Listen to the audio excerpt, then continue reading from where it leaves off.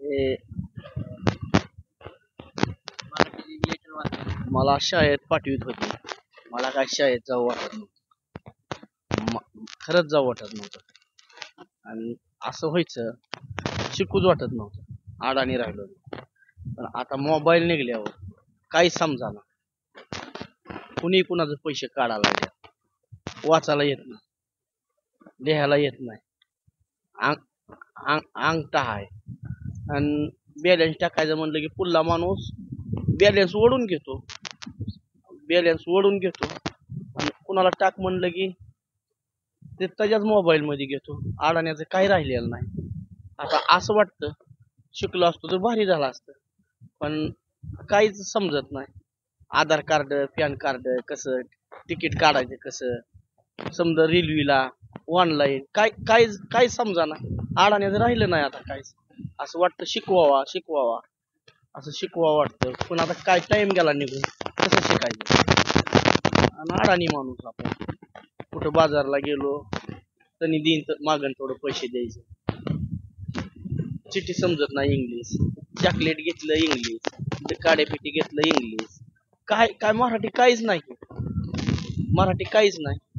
तुम्ही लेकरं शिकवा, लेकरांचे अभ्यास करून शिकवा, पैसे साचून शिकवा, पण शिकवा.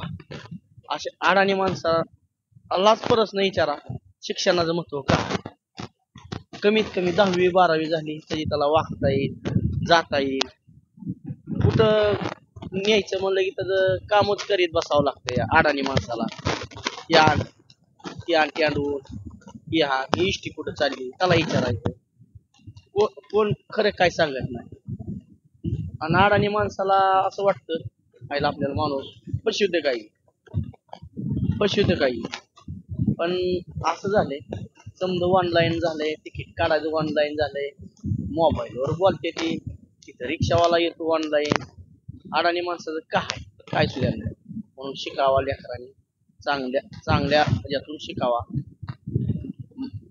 माघारी बोलू नये. जिथले तिथं टाइम टेबल, आता सुविधा निघलेल्या, अभ्यास मोबाईलवर आहे. आता जिथले तिथं समजा निघले, टेलिव्हिजन मोबाईलवर आहे, अभ्यास मोबाईलवर आहे.